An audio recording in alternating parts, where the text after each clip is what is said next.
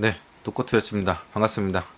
오늘 날씨가 좀 흐린데, 비가 좀 많이 왔으면 좋겠는데, 산불이 정말 우리가 캘리포니아 산불 보면서 그냥 남의 나라 이야기처럼 생각을 했었는데, 지금 너무 많은 사람들이 지금, 피해자들도 많고, 이 와중에 싱크홀까지 생기고, 참, 나라가 좀 이상해지는 것 같아요. 지금이 3월 27일 목요일 아침 8시고요. 관세 아침이에요, 관세 아침. 이게 제가 뭐 계속 말씀드리는 게 4월 2일까지는 관세 때문에 뭐 시장이 퐁당퐁당하게 될 것이다. 이거 가지고 좀 일비하지 말라 지금 말씀드렸잖아요. 그래서 뭐 새로울 것도 없긴 없는데 어쨌든 간에 2% 가까이 나스닥이 빠지니까 뭐 기분이 썩 좋지 않은데 근데 그렇다고 해서 여러분들이 기분 따라서 투자하시면 안 되고 이런 기분이란 거 감정이란 거는 철저하게 배제하시고 이제 투자하시면 좋을 것 같고 당분간 이렇게 아마존의 5%를 달리다는 기분으로 덜컹덜컹덜컹 차 뒤에 있는 뒷좌석에 있는 짐들 날아다니고 정신 없을 것 같은데 하여튼 이 시간을 좀 인내하시고 견디고 이렇게 가시면 좋겠어요. 뭐 고점에서 사신 분들은 마이너스가 되게 깊어지니까 좀 마음이 좀 그러시긴 하겠지만 아무튼 뭐 이거 다 버텨야죠. 뭐 시장이라는 게 늘 좋을 수만 없잖아요. 특히 트럼프 바로 전부터 작년 대선 전부터 시장이 너무 비이성적으로 졌기 때문에 이제 지금은 뭐 좋을 때였으면 나쁜 것도 있는 거고 그리고 맑은 날 있으면 이렇게 비가 오는 날도 있고 이제 그런 거죠.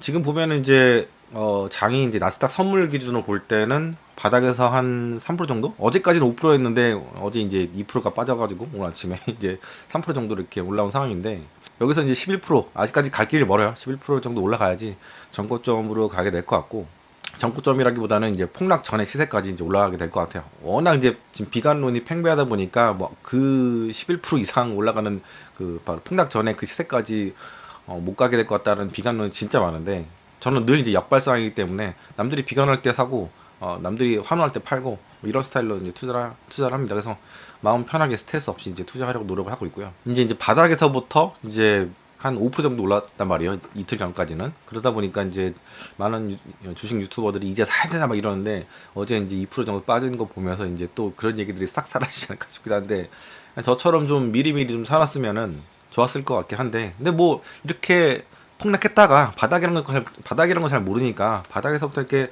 차근차근 올라오는 거 이거 봐가면서 이제 투자하는 것도 그렇게 나쁜 투자는 아니에요. 막 고점 따라가면서 불타게 하면서 그 투자하는 것보다는 이렇게 빠졌을 때 바닥을 어느 정도 확인하고 그다음부터 차근차근 이렇게 매수하는 게 분할 매수하는 게 오히려 더 현명하고 안전한 방법입니다. 그리고 뭐 잘 아시겠지만 저도 여러 번 말씀드렸지만 지금 장은 관세라는 그런 불확실성 때문에 바닥에서 V자 반등을 하는 예전 같은 패턴 이런 패턴이라기보다는 천천하게 나이키죠 나이키 천천하게 반등을 쭉 이렇게 서서히 하는 이제 그런 스타일로 가게 될 것 같고 그렇게 반등은 하지만 덜컹덜컹 하면서 이렇게 올라가는 그런 시장으로 예상하고 있고요.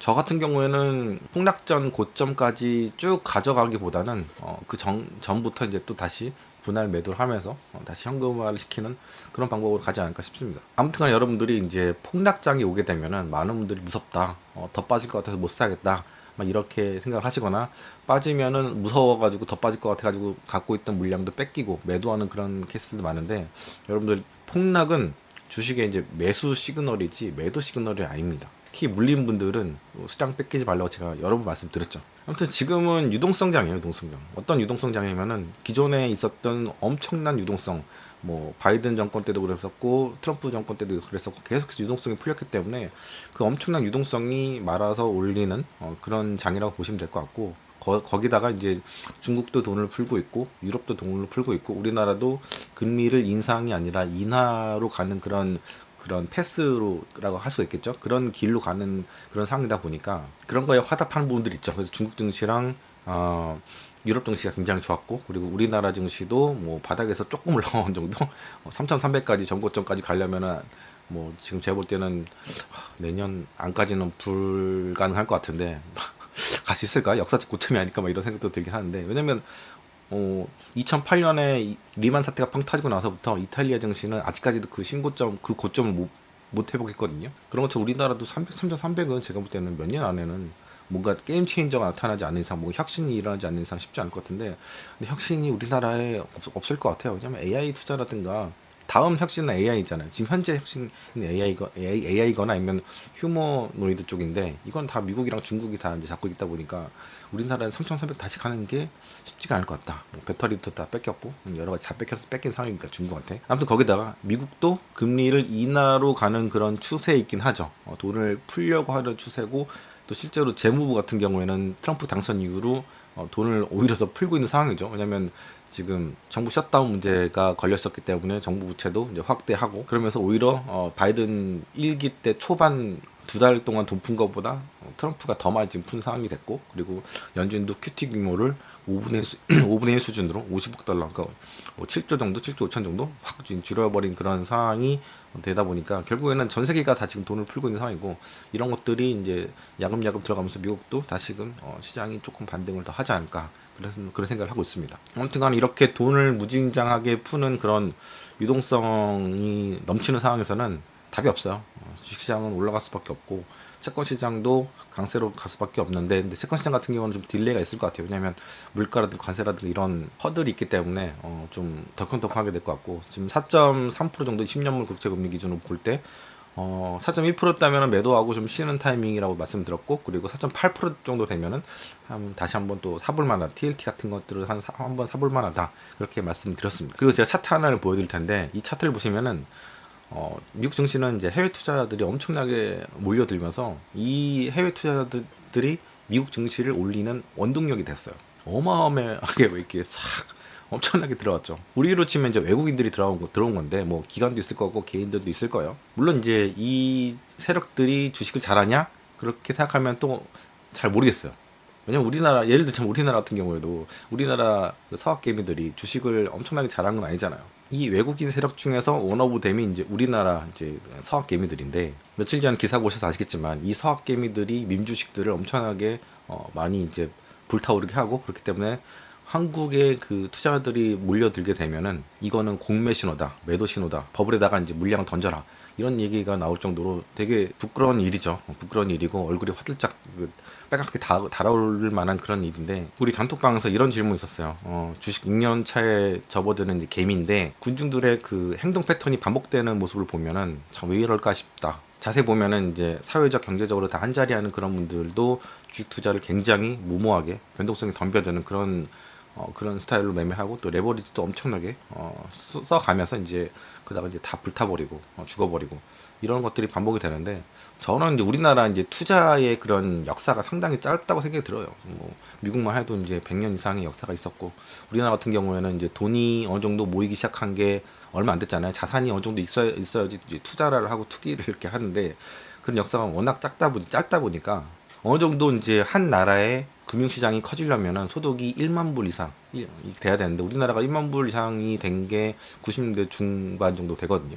그런데 생각해 보시면 90년대 중반, 2000년대, 2010년 이전까지만 하더라도 상당히 투기적인 시장이었고 뭐 루버 사태라든가 뭐 엄청나게 많잖아요. 이렇게 계속해서 굉장히 공격적인 그런 패턴을 보이는 가장 큰 이유는 우리가 어릴 적부터 이제 투자라는 그런 관점보다는 그 고스톱 같은 투기 문화 이런 것들이 상당히 익숙하기 때문에 그런 것 같아요. 특히 이제 기성세대들이 이제 그런 측면이 강하고 기성세대 윗세대 그 아버지 세대 같은 경우에는 뭐 투자라는 게 우리는 없었죠. 먹고 살기 바빴으니까. 그리고 지금 이제 젊은 뭐 20, 30대 뭐 40대까지 이런 친구들 같은 경우에는 그 윗대 아버지 세대들이 예를 들어서 뭐 윌리엄 오닐이라든가 피터 린치라든가 버핏이라든가 이런 책들을 보면서 투자에 대한 그런 공부를 이렇게 해보신 분들이 거의 없어요. 그렇기 때문에 이제 투자라는 그 문화가 별로 없죠. 그래서 굉장히 투기적이고 그리고 그런 토양이 있기 때문에 아직까지 우리나라는 투자라는 그런 개념 그런 문화가 자리 잡지 못한 것 같아요. 만약에 이 우리 아버지 세대들이 그런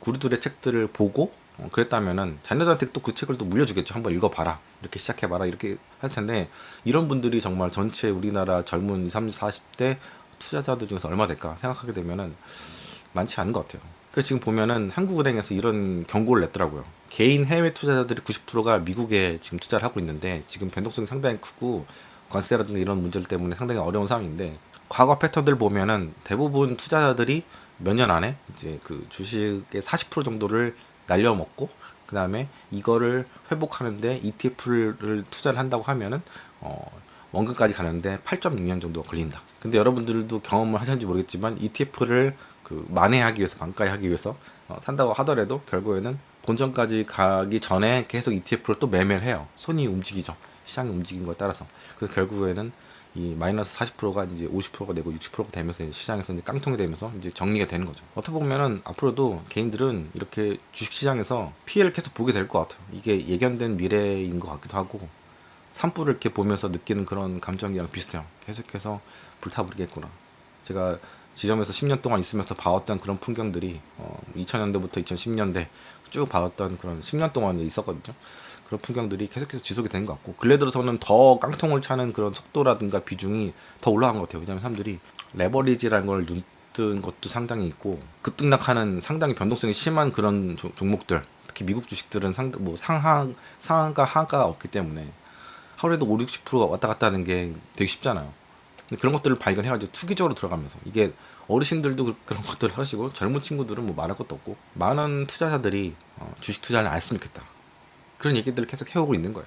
진지하게 본인이 막 느껴가면서 본인의 시간과 돈을 들여서 공부하시는 분들이 별로 없습니다. 공부를 한다고 해서 뭐 피터 리치라든가 이런 책들을 보시는 분들은 몇 분이나 있겠습니까? 물론 이제 이런 책들 한두 권 본다고 해서 주식시장에 통달하고 마스터가 되는 건 아니에요. 버핏이라든가 먼거도 이런 얘기하면 좀 지루하시긴 하시겠지만, 그 투자에 있어서 이제 천상계에 있는 분들, 이런 분들도 이제 돌아가실려나 모르겠지만 죽을 때까지 매일매일 책을 읽었던 분들이고 또 읽고 있는 분들이고, 여러분들 보시기에 뭐 살아있는 전설 중에 한 분이 이제 드렁큰 밀러 같은 사람들이라도 빌 레컴 같은 사람들인데, 이 사람들이 매일 주식시장의 시세창 보고 차트 보면서 단타 치고 있겠습니까? 여러분처럼 그렇게 안 해요. 제가 볼 때는 시장을 보는 시간보다는 책을 보고 또 사람들 만나고 이렇게 다니는 이런 시간이 더 많을 거라 저는 생각이 들어요. 저 같은 경우는 한국 와서 이제 2주가 됐는데, 이사도 하고 여러 가지가 이제 정리가 되니까 이제 다시 이제 책을 제 라이브 때도 보여드리기도 했지만, 참고로 제 라이브 때 더 그 시장에 대한 얘기를 많이 하고요. 저번에 1시간 40분 동안 얘기했는데 주식시장에 대한 얘기를 쭉 했고, 더 시의적절한 얘기들 많이 하고, 오늘 제가 이제 주식시장에 대한 얘기를 할 텐데 그 이야기들도 라이브 때 더 먼저 얘기했다고 보시면 돼요. 그래서 지금 하는 이야기들은 좀 축소판이다, 요약판이다, 이렇게 생각하시면 될 것 같아요. 아무튼 2022년이 2023년도에 그 여러분 잘 아시는 이제 돈나무 누나라고 해서 그 캐시우드 아주머니, 사실 할머니가 오셔가지고 여의도에서 이제 그 펀딩을 이렇게 유치를 하려고 노력을 하시려고 오셨는데 많이 못했을 거예요. 왜냐면 그 당시에 펀드가 완전 망가졌었기 때문에. 기사 하나가 나온 게 있는데, 이 아시다시피 이제 캐시우드 같은 경우는 테슬라랑 엔비디아 같은 주식들에 상당히 그 포커싱을 한 그런 회사예요. 근데 이 아크펀드 같은 경우에는 10년 동안 19조 원 정도를 깎아먹. 얘네가 2020년도에는 거의 150% 정도 수익을 냈거든요.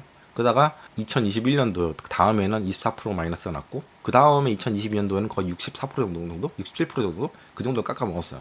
이게 여러분들 그 팬데믹 때 처음으로 주식 시작하신 분들은 아마 경험을 하셨을 것 같은데, 2020년도에 들어오자마자 주식시장이 이제 V자 반등을 하니까 엄청나게 수익을 냈고, 그 다음에 2022년, 2023년 이렇게 시간이 지나면서 그 돈들을 다 깎아먹은 분들이 상당히 많으실 거라 생각이 드는데, 이게 그 캐시우드 아줌마가 이런 똑같은 케이스를 당한 거죠. 그러니까 우리나라 투자자들이 그 아크펀드를 되게 좋아했었고, 그리고 매일매일 그 보유 종목들 뜨잖아요. 트레이딩 어떻게 하는지 다 보여주잖아요. 그 패를 다 보여주는 게 되게 안 좋은 건데, 왜냐면 이제 경쟁하는 펀드들이라든가 월가에 있는 그런 펀드들이 이런 것들을 이제 공격하거든요. 뭐 공매를 치거나 비중 높은 것들 막 공격을 하거나 이렇게 되는 케이스가 많은데, 그래서 절대 이제 보유 종목들은 바로바로 실시간으로 보여주면 안 되는데, 이런 실수를 좀 캐시우드도 했는데, 아무튼간에 우리나라 그 투자자들도 그렇고 그 캐시우드도 그렇고 이 꿈을 먹는 주식들에 굉장히 많이 투자를 했죠. 게다가 이제 보유 종목이 이제 테슬라랑 엔비디아가 상당히 이제 비중이 제일 컸었는데, 이런 변동성이 큰 종목들에 투자하는 것도 우리나라 투자들하고 되게 비슷하고, 그리고 이런 것들을 가만히 놔두는 게 아니고 트레이딩 하려고 하다 보니까, 또 거기서 트레이딩은 엇박자가 나면은 뭐 20% 까먹고 40% 까먹을 수 있잖아요. 그렇죠? 근데 우리나라 투자들이 그렇게 트레이딩에 엄청나게 뭐 타고난 그런 것도 없는 것 같고, 그냥 일반적인 제너럴한 그런 수준인 것 같고, 그래서 여러분들이 굉장히 재미없고 지루하다고 생각하는 버핏이랑 그 벅셔 해서웨이 수익률이랑 얘랑 비교를 하게 되면 이제 비교가 안 되죠. 지난 5년 동안에 엄청나게 변동성이 큰 시장에서도 불구하고, 또 빅테크들이 엄청나게 막 올라가는 그런 상황에서도 불구하고, 빅테크 위주로 집중 투자를 하는 이 그 아크펀드는 수익률이 굉장히 저조하고, 우리나라 와서도 그 말씀드렸듯이 이제 펀딩을 하려고 왔지만 결국에는 투자 유출을 많이 못하고 그리고 돌아갔죠. 아무튼간에 트레이딩을 이렇게 한다는 게 쉬운 게 아니에요. 우리가 뭐 저도 마찬가지고 여러분도 마찬가지고 누구나 마찬가지고 시장의 바닥을 맞춘다는 거는 한두 번은 누가 운 좋게 맞출 수 있죠. 시장에는 여러 가지 뷰가 있기 때문에. 그래서 그런 걸 보고 한번 사람들이 쪽집게다 막 이렇게 얘기하는데 그거는 한번 이제 운이 좋았던 거고. 아무튼간 우리는 완전 바닥을 찾는 거는 힘들어요. 대신에 주가가 어느 정도 싸졌다는 거는 인식을 할 수 있거든요. 더 빠지든 더 뭐 다시 올라가든 그거에 상관없이 그거는 남의 영역이고 그 신의 영역이고 우리는 주식이 어느 정도 싸졌다는 것을 깨달은 순간 주식을 더 살 수 있는 그런 감정을 배제하고 기계적으로 할 수 있는 그런 분할로 매수할 수 있는 그런 안목을 좀 길러야 되는 거죠. 그러려면 진짜 멘탈이 강해야 되고 냉철하게 분석할 수 있어야 되고 그러려면 공부를 많이 하셔야 되고 그러려면 책을 보셔야 된다. 이런 얘기를 제가 반복해 드립니다. 그래서 그런 상황에서도 개인들은 굉장히 두려워하는 그런 상황이었는데 부자들은 제가 말씀드렸듯이 기사도 보여드리고 그래프도 보여드렸잖아요. 특히 부자들 중에서도 인사이더들 같은 경우에는 주식을 이번 폭락장에서 계속해서 사서 모았고 개미들은 이제 차트 급감하면서 더 떨어지겠네. 추세가 이렇게 떨어지네. 이런 식으로 이런 식으로 이렇게 보면서 손이 안 나갔던 거죠. 그 가만 보면은 부자들은 본인들이 밸류에이션 하는 방법이 따로 있어요. 그래서 그들만의 방법으로 그들만의 원칙으로 그렇게 주식 투자를 하는 것 같고 그리고 여러분들은 정말 주식 채권 뭐 아시아 미장 국장 뭐 일본에 있는 무슨 종목 뭐 프랑스에 있는 무슨 종목 막 천연가스 석유 뭐 레버리지 이런 거 숏도 치고 막 TQQQ 이런 것도 하고 막 이렇게 투자를 하시는데 코인도 하시죠. 근데 부자들은 투자를 할 때 그 폭이 상당히 좁은 것 같아요. 그리고 집중 투자한 것 같아요. 본인이 아는 종목들 그리고 주식을 쭉 갖고 계시는 분들도 있긴 하지만 주식을 통 몇 년 동안 안 하다가 시장이 어느 정도 괜찮다 싶으면은 저평가된 주식도 사는 거죠. 이렇게 되면은 종목을 뭘 고르느냐는 그렇게 중요하지 않아요. 왜냐면 시장이 전체로 다 빠졌기 때문에 상당히 성공할 확률이 높죠. 중위험 중수익 어떻게 보면 저위험 중수익 정도 이렇게 보시고 나오고 이런 식으로 저 같은 경우에도 올해 지금 뭐 종목들이 거의 그래도 10에서 40% 50%까지도 올라왔거든요. 특히 이제 테슬라 같은 경우에는 제 테슬라 자꾸 얘기 드는데 레버리 조금 들어간 게 있는데 요거는 수익이 상당히 많이 났어요. 그래서 뭐 300불 정도 수준 가면은 올해 농사는 다 끝나는 거 아닌가 이런 생각도 들고 이 정도 올라오면은 뭐 주식 다 팔아도 한 20%대 수익이 난다고 치면은 30%대 그러면 뭐 더 이상 주식을 할 필요가 없죠. 방망이는 짧게 갖고 간다. 트럼프 정권이 지속이 되는 앞으로의 3년 9개월이죠. 진짜 길긴 긴데 3년 9개월 동안은 뭐 보편관세, 뭐 상호관세 이게 끝이 아니고 계속해서 뭔가 변동성이 있을 것 같다. 1기 때 일어났던 일들처럼 그렇기 때문에 저는 계속해서 주식을 보유하기보다는 기회가 있을 때마다 변동성이 있을 때마다 그때 들어갔다 나오고 이런 방식으로 하는 게 낫지 않나. 시장의 바닥을 내가 보고 들어가겠다 이런 게 아니라 주식이 어느 정도 조정이 되면 들어가고 이게 1년에 한 번씩은 작년에도 있었고 재작년에도 있었고 그 전에는 엄청난 기회들이 있었고 이게 1년에 한 번씩만 이렇게 매매를 한다 하더라도 충분히 여러분들이 15% 이상의 수익은 낼 수 있지 않을까 그런 생각이 들어요. 그 정도만 해서 2, 30년만 하더라도 여러분들이 버핏이라든가 저거 누구냐 뭐 드렁큰 밀러 같은 그런 사람들과 맞먹는 수준의 수익을 낼 수가 있죠. 쉬는 것도 투자고 주식시장에 늘 있는 것도 투자긴 하겠지만 쉬는 것도 투자입니다.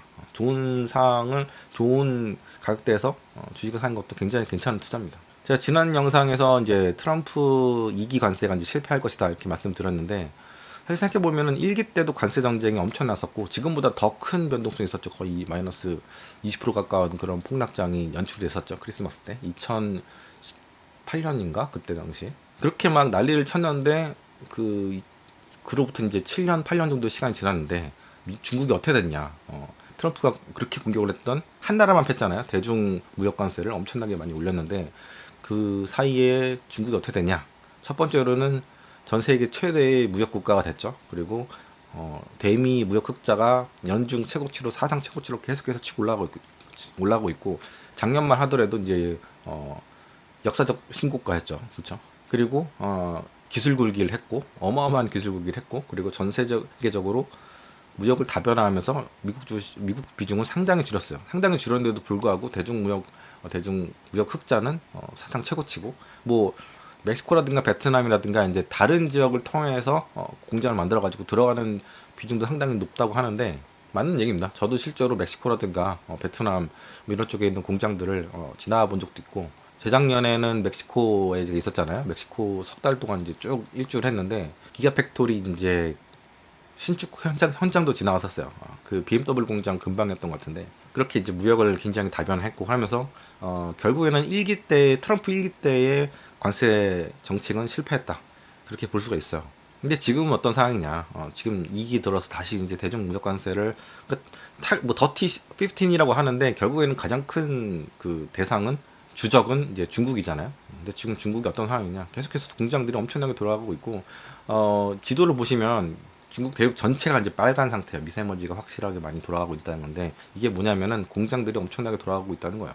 제조업 세계 최대 제조업 국가 아닙니까? 미친 듯이 지금 뭐 기계라든가 화학이라든가 뭐 자동차라든가 모든 것들이 지금 다 엄청나게 돌아가고 있기 때문에 공기 이렇게 안 좋은 거예요. 지금 중국 여행하시면 안 돼요. 공기 이렇게 안 좋은데 마스크 써도 이건 안 돼요. 빨간색 완전 다 빨간색이잖아요. 저도 해외에서 4, 5년 동안 이제 있다가 들어왔는데 공기 좋은 데 있다가 이제 공기 안 좋은 데 오니까 진짜 적응이 안 되더라고요. 뭐 목이 간질간질하기도 하고 그래서 어제는 마트 잠깐 갔다 오는데 마스크 쓰고 갔다 왔는데 와 이게 날씨도 더워지는데 마스크 쓰고 다니니까 진짜 힘들더라고요.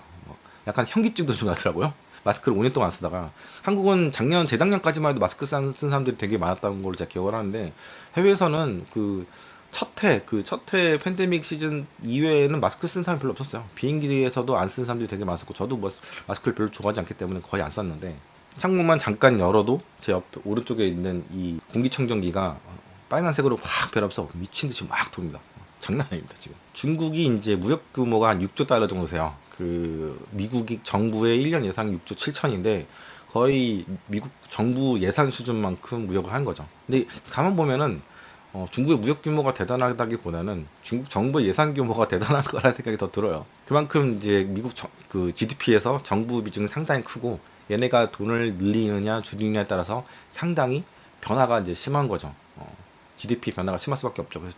그래서 바로 전에 바이든 정부가 엄청나게 정부 재정을 풀어가지고 경기 부양했던 것들 이런 얘기들 제가 많이 들었던 거고 아무튼간에 중국의 무역 규모가 6조 달러 정도 되는데 한국은 그거의 한 5분의 1 정도 되는지 1조 2천 정도 되거든요. 1조 2천억 달러 정도 격차가 상당히 큰데 중국의 수출품들을 쫙 보면은 뭐 기계라든가 자동차라든가 뭐 화학이라든가 철강이라든가 그리고 스마트폰 같은 것들, 컴퓨터 이런 것들, 컴퓨터야 뭐 중국이 거의 전 세계 한 80% 이상들을 지금 다 생산하니까 뭐 아이폰도 마찬가지죠, 스마트폰. 근데 이런 것들 가만 생각해 보면은 우리나라 이제 수출품하고 다 겹칩니다. 사이즈는 우리나라의 5배인데 이게 다 겹쳐버린 거죠. 이 시장을 얘네들이 하마처럼 다 지금 잠식해 갖고 있는 이미 잠식이 된 상태죠. 저는 우리나라 환율이 다시 1200원대로 못 간다고 보는데 이 1400원대 와서도 지금 못 내려가는 이유 중 하나가 점점 그 중국의 시장 잠식이 진행이 되고 있기 때문에 글로벌 투자자 입장에서 볼 때는 한국을 더 투자하기가 이제 주저하게 되는 거죠. 마지막 남은 그 희망이라는 게 반도체 D램인데 D램마저도 지금 SMIC라든가 이런 여러 반도체 업체들이 이제 치고 올라오고 있는 상황이고 지금 벌써 전 세계 점유율이 10%대까지 올라온 상황이거든요. 이게 정말 빠르게 올라올 것 같고 트럼프 1기 때부터 계속해서 중국을 때리면서 무역 관세를 이제 퍼부었고 그리고 바이든 정권 들어서도 계속해서 뭐 화웨이라든가 여러 기업들 그 무역 제재를 했잖아요. 하지만 중국은 그 사이에 한국만큼 산업을 고도화시켰습니다. 이렇게 1기 때도 실패했는데 2기 때 이게 성공할 수 있을까라고 생각을 하게 되면은 저는 이게 쉽지 않을 것 같다. 그렇게 이야기를 드리고 싶은 거예요. 그리고 지금 미국이 유리한 상황이 아니에요. 경제적으로 볼 때. 뭐 아시겠지만 경기 침체에 대한 우려도 있고 정부 재정은 올해 이제 3월달에 한번 셧다운 가능성이 있었는데 넘어갔는데 또 8월달, 9월달쯤에 한 번 더 그럴 가능성이 있고 그래서 올해 2번의 셧다운 가능성이 있기 때문에 재정을 마구마구 바이든 때처럼 풀 수 있는 그런 상황도 아니고 경기가 안 좋기 때문에 경기가 좋으면 전쟁을 해도 뭔가 싸울 수 있는 힘인 건데 경기가 둔화하고 있다면 쉽지 않거든요. 그게 또 정부가 계속해서 푸시했던 그런 GDP 상승, 경제 기초 체력이었다고 하면은 더 지금은 상태가 안 좋은 거죠. 그래서 지금 불리한 상황이고 그리고 여러 번 말씀드렸지만 1기 때 그 한번 경험했잖아요. 중국도 그렇고 여러 나라들이 관세에 대해서 한번 그 학습한 효과가 있기 때문에 지금 유럽 같은 경우에도 맞서서 싸우고 있죠. 미국이랑 그리고 캐나다 같은 경우도 지금 장난 아니에요. 캐나다는 진짜 전쟁까지 하고 싶을 생각 전쟁하면 뭐 당연히 캐나다 지긴 하겠지만 캐나다에 사시는 분들이